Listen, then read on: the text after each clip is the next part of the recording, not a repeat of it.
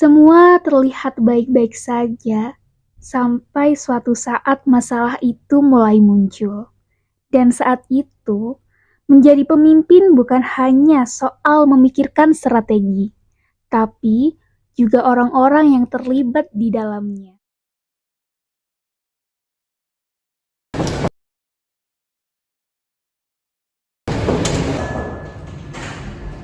Nadine, maaf nunggu. Kamu udah cek belum laporan penjualan yang kita? Turun lagi ya? Iya. Dan kalau bulan depan sama, kita nggak bisa bayar gaji karyawan.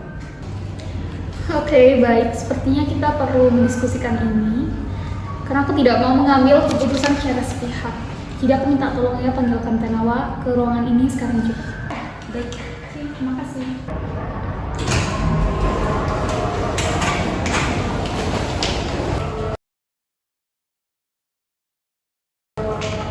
Kenapanya tadi kok suasananya tegang gini? Jadi kan, perusahaan itu sedang berada di titik kritis. Karena itu kita perlu melakukan PHK yang terbatas.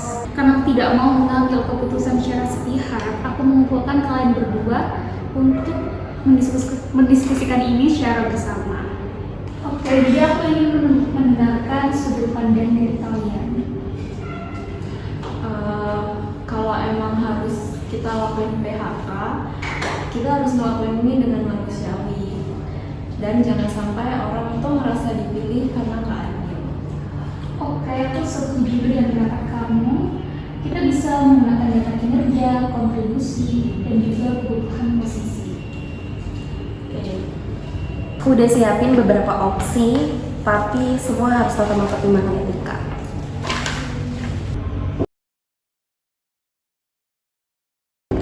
Oke, selamat pagi teman-teman semuanya. Sebelum aku berbicara, aku ingin kalian mengetahui bahwa hari ini adalah hari tersulit sepanjang aku memimpin di perusahaan Nagamas ini. Jadi, kabar buruk bahwa penjualan kita terus menurun. Dan setelah aku mendiskusikan dengan Pak Nawa dan juga Naila, maka kami memutuskan untuk mem-PHK karyawan yang terbatas. Dan aku juga ingin kalian tahu, kami melakukan ini bukan karena kalian tidak kompeten. Justru kalian adalah tulang punggung perusahaan ini. Maka dari itu, secara finansial kami tidak bisa mempertahankan posisi kalian pada saat ini. Dan bagi karyawan yang terdampak PHK ini, kami dari perusahaan akan memberikan kompensasi penuh, surat rekomendasi, dan juga bantuan pencarian kerja. Dan juga bagi kalian yang tetap bertahan, saya sangat berharap kalian membantu perusahaan untuk melewati masa sulit ini.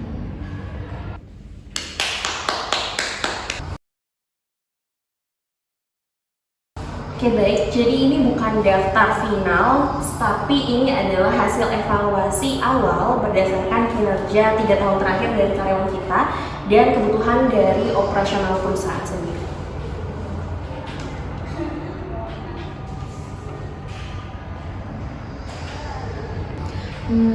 Aku kenal sama mereka semua dan si Bima ini tuh dia jadi tulang punggung keluarga.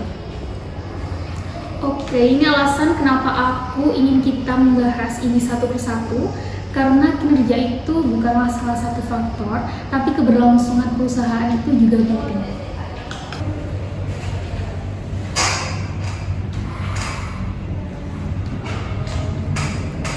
Produksi kita udah turun 40%. Posisi Bima ini terdampak langsung dengan pengurangan shift. Kalau misalnya rotasi divisi bisa nggak ya? Aku sudah pertimbangkan, tapi kapasitas divisi lain itu sudah maksimal. Jadi keputusannya tidak mudah, tapi harus tetap realistis, seperti itu. Oke, mari kita pastikan satu hal, jadi tidak ada keputusan yang kita ambil hari ini tanpa alasan yang bisa dipertanggungjawabkan. Jadi kita sudah secara profesional dan secara moral untuk mengambil keputusan ini. Oke, jadi berdasarkan hasil diskusi kita, maka kita sepakati untuk Budi, Siska, dan juga Bima akan kita PHK. Nah, dan untuk Doni dan juga Rina, kita pertahankan dan kita akan mencari alternatif lain untuk mereka. Terima kasih untuk keputusannya dan setidaknya kita udah berusaha buat seadil mungkin. Oke, kalau gitu aku akan jadwalin pemanggilan secara personal. Tidak ada pengumuman terbuka dan semua akan dilakukan dengan penghormatan penuh. Oke, dan aku ingin hadir pada saat penyampaian. Dan jika memang keputusan ini menyakitkan, maka aku akan berdiri di depan, bukan sembunyi di balik sistem. Seperti itu. Ini alasan orang tuh masih percaya sama kepemimpinan Allah.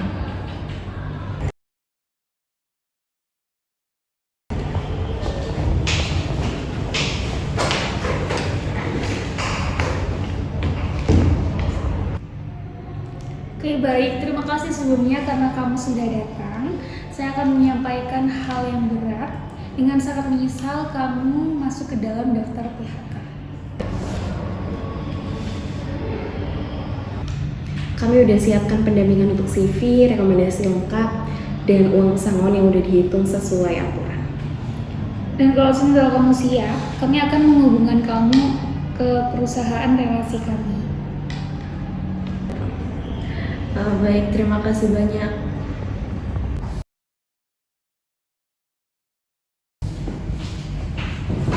Hai, aku tahu kok suasana sekarang lagi berat banget ya. Tapi kita di sini masih bareng-bareng. Dan Nadine sudah melakukan yang terbaik buat kita. Jadi kalau misalnya kita mau bangkit, kita harus bareng-bareng ya buat bersatu. Hai teman-teman, jadi aku ingin tahu pendapat kalian. Apa yang kalian butuhkan dari aku sebagai seorang pemimpin di masa sulit kita ini? Kami ingin tahu rencana berikutnya apa, Bu? Jadi aku ingin kita fokus pada inovasi dan aku butuh ide-ide kalian setiap minggu. Dan pastinya aku akan membuka forum agar kita itu bisa berpendapat sebagai karyawan. Dan pastinya suara kalian itu sangat berarti buat perusahaan. Jadi pendapat kami benar-benar didengar, Bu. Iya, lebih dari didengar. Pasti kita akan jalankan. Hari ini melelahkan ya, tapi kita udah melakukan hal yang benar kok. Dan aku bangga kita melakukan transparansi bukan menyembunyikan sesuatu. Terima kasih sudah berjalan bersama. Terima kasih sudah berdiri bersamaku. Kita mungkin kehilangan sebagian teman hari ini, tapi kita tidak kehilangan arah. Besok kita bangun semuanya dari awal dengan lebih kuat dan lebih manusiawi. Berikut adalah kelebihan dan kekurangan dari tipe kepemimpinan yang digunakan oleh Nadine. Kepemimpinan demokratis adalah gaya kepemimpinan yang melibatkan anggota organisasi dalam proses pengambilan keputusan. Kelebihan dari kepemimpinan demokratis, yang pertama, meningkatkan partisipasi dan rasa memiliki. Kedua, keputusan lebih kaya sudut pandang, karena adanya masukan dari berbagai pihak, membuat keputusan lebih komprehensif dan realistis. Yang ketiga, meningkatkan motivasi dan kepuasan kerja. Karyawan akan merasa sangat dihargai sehingga semangat dan loyalitas mereka akan meningkat. Adapun beberapa kekurangan dari kepemimpinan demokratis. Yang pertama, pengambilan keputusan menjadi lebih lambat karena membutuhkan diskusi dan musyawarah, sehingga kurang efektif dalam situasi darurat. Yang kedua, potensi konflik pendapat. Banyaknya suara dapat memicu perbedaan tajam jika tidak dikelola dengan baik. Kemudian yang tiga, tidak semua karyawan siap terlibat aktif, karena ada beberapa karyawan yang pasif atau kurang kompeten dalam memberi masukan. Kepemimpinan transformasional. Gaya kepemimpinan yang menginspirasi, memotivasi, dan mentransformasi karyawan agar mau bekerja melampaui kepentingan pribadi demi tujuan organisasi adalah gaya kepemimpinan transformasional. Dari adegan-adegan tadi, kita dapat mengetahui kelebihan dan kelemahan dari gaya kepemimpinan ini. Kelebihan kepemimpinan transformasional. 1. Meningkatkan motivasi dan semangat kerja. Pemimpin mampu menanamkan visi dan harapan yang kuat, terutama di masa krisis. 2. Mendorong perubahan dan inovasi. Sangat efektif untuk organisasi yang sedang menghadapi tantangan atau perubahan besar. 3. Membangun kepercayaan dan loyalitas tinggi. Karyawan cenderung menghormati dan mempercayai pemimpin. Kekurangan kepemimpinan transformasional. 1. Ketergantungan tinggi pada figur pemimpin. Jika pemimpin pergi, organisasi bisa kehilangan arah. 2. Resiko visi terlalu idealis. Jika tidak diimbangi perencanaan yang realistis, visi sulit diwujudkan. 3. Membutuhkan pemimpin dengan kompetensi tinggi. Tidak semua pemimpin mampu menjadi inspirator yang efektif. Kepemimpinan yang ditunjukkan oleh Nadine menggambarkan bahwa krisis bukan hanya ujian bagi kekuatan organisasi, tetapi juga ujian bagi nilai dan karakter seorang pemimpin. Dalam situasi sulit, ketika perusahaan harus melakukan pemutusan hubungan kerja, Nadine tidak memilih jalan pintas berupa keputusan sepihak, melainkan menggabungkan dua pendekatan kepemimpinan yang saling melengkapi, yaitu kepemimpinan demokratis dan kepemimpinan transformasional.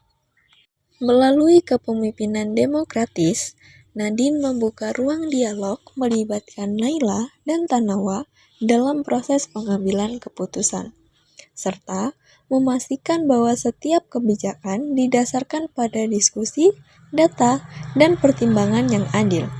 Pendekatan ini menciptakan rasa memiliki, kepercayaan, dan legitimasi atas keputusan yang diambil. Karyawan tidak merasa diperlakukan sebagai objek, melainkan sebagai bagian dari organisasi yang suaranya dihargai, bahkan di tengah kondisi yang paling sulit. Namun, di sisi lain, proses pengambilan keputusan ini menjadi lebih lama dan memakan energi karena harus melalui perdebatan. Selanjutnya, kepemimpinan transformasional Nadine terlihat dari kemampuannya membangun harapan, menanamkan visi masa depan, dan menjaga semangat karyawan yang tersisa agar tidak terjebak dalam ketakutan dan pesimisme. Nadine tidak hanya fokus pada penyelamatan perusahaan secara finansial, tetapi juga pada keberlanjutan moral dan psikologis organisasi.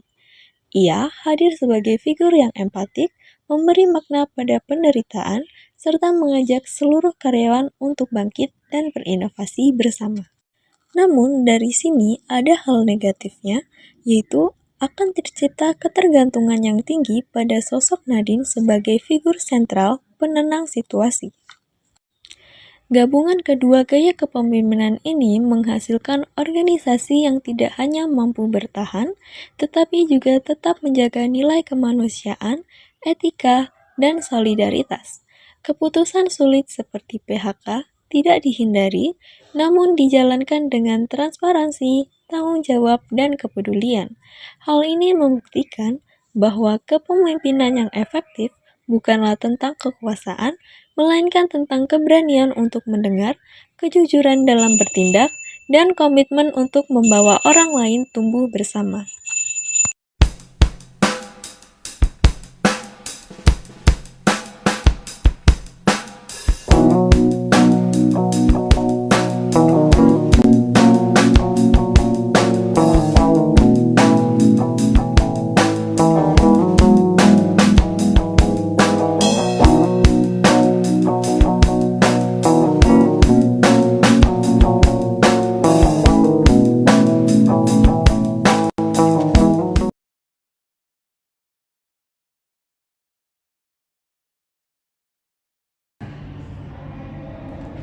Naik.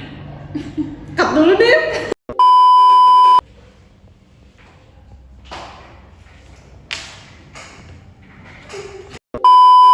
Ya, baik. Terima kasih. Oh iya. Sama-sama.